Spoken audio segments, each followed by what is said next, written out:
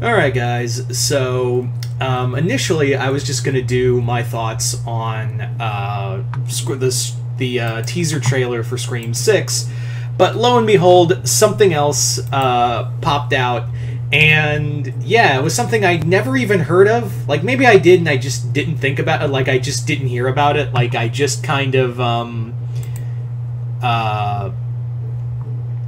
maybe I just didn't hear about it. Like, maybe I just forgot about it. And, yeah.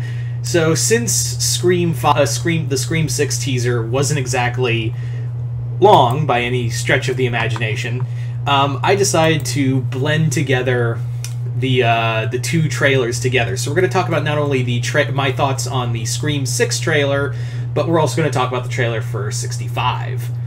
So let's get started with Scream 6. So Scream 6 is going to be set in New York, and the trailer doesn't really give us a lot other than a scene set on Halloween in New York City in the train station.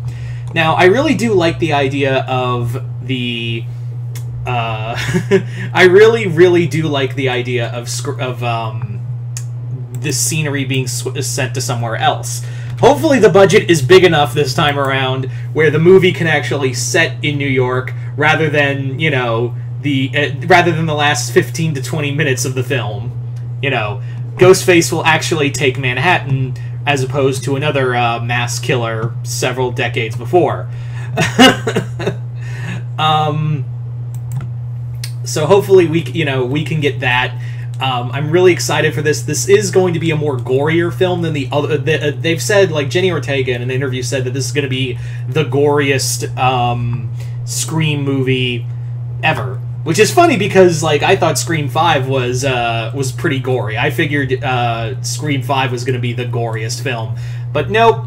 This one is apparently going to be taking the cake of the most violent film. Now, obviously, with these new trends of trilogies, both horror and otherwise, we've seen like a trend of we have a film that does kind of play safe and also does other, kind of plays safe and also does a little things different, but at the same time plays a little safe here and there. And then the sixth film, or rather the second film of this trilogy, is predicated to being a film that is very different and very divisive. Obviously, you saw that with Halloween, and then following with Halloween Kills, and more importantly, Force Awakens and The Last Jedi. And then the third, so if it goes by this film, by this standard, they'll probably do like some cool out there ideas that will make fans divisive, but ultimately, if the third film does hits it off, it'll do well, and the third film will totally retcon everything from the second film and be completely boring and useless. Looking at you, Halloween Ends and The Rise of Skywalker. I'm really hoping, since the whole thing about the Scream franchise is that it takes the horror genre and turns it on its head, that this film will kind of take that in a new place. Personally, I would like to see, like, maybe one of the main characters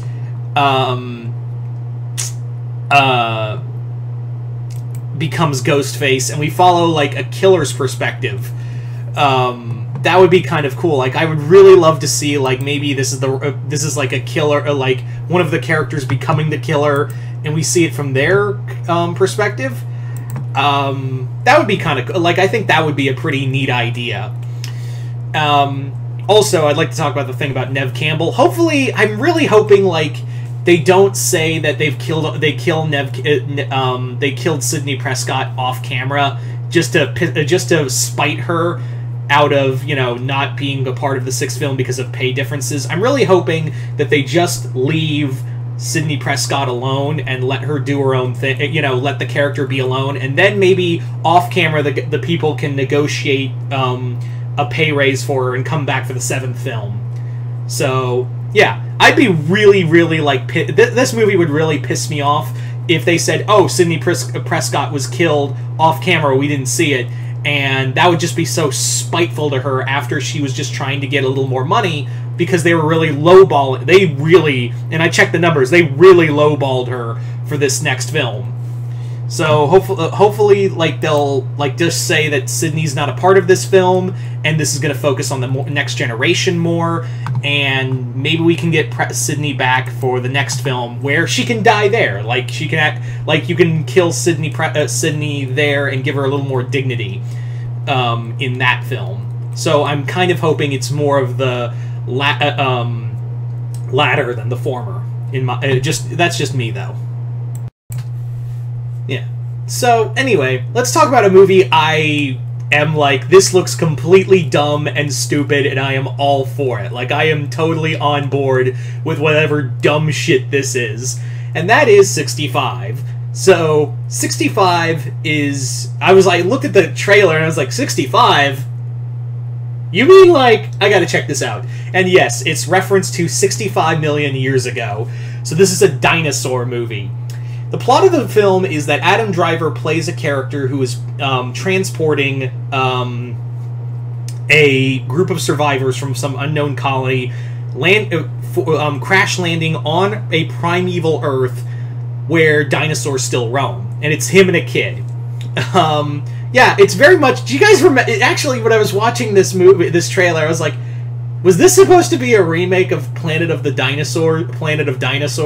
Do you guys remember that movie? You probably, if you don't remember it, you've probably seen it get riffed on, especially by Riff Tracks or, you know, the people from MS3TK, from Mystery Science Theater. You guys probably remember Planet of Dinosaurs there, or you watched Brendan Tenold and saw his review there. I bring up Brendan Tenold specifically because I've seen a lot of my subscribers on that channel as well, so, yeah. But yeah, I was like watching it and I was like, this is straight up a remake of Planet of Dinosaurs. Group of people like being hit by an asteroid or the ship gets screwed up. They crash land on a planet of dinosaurs. Here you go. There's your movie. And now they've got to survive and find a way home. Yeah, it's literally Planet of Dinosaurs. But yeah, what it probably is that it's not a different planet, unlike that movie where it's a different planet where dinosaurs evolved, but it's probably just Earth in the past, and they just went through a time warp and ended up in the past.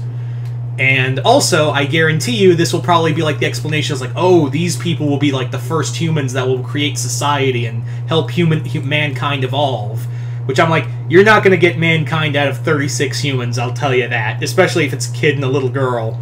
I mean, it may be 65 million years ago, but still gross if that's what you're trying to insinuate. Obviously not. I hope not. But anyway. So it looks really dumb, guys. Like, I can't even begin to describe how dumb this movie looks, but at the same time, I am excited. I mean, it really does follow the same kind of beats, and it even has the fonts of, like, Cowboys and Aliens and Independence Day, like these generic summer blockbuster title sequence, like trailer title sequences. Like, if you look at that and then look at like Transformers or like Oblivion and a few other movies that are like these sci-fi movies that don't really do well, I'm already expecting this movie to be kind of a bomb in of itself, but I want it to be like a fun bomb. Like, I never root for a movie to be a failure, and for all intents and purposes, this movie could be a low-key success. I'm just saying, like, I watched the trailer and I was like, so this is probably going to be bargain bin, but I'm totally at peace with that. Like, I'm legit, like, I don't want anyone to think that I'm trying to shit-talk this movie. I'm more like, I'm really excited about it, because when's the last time we had, like, really, think about it.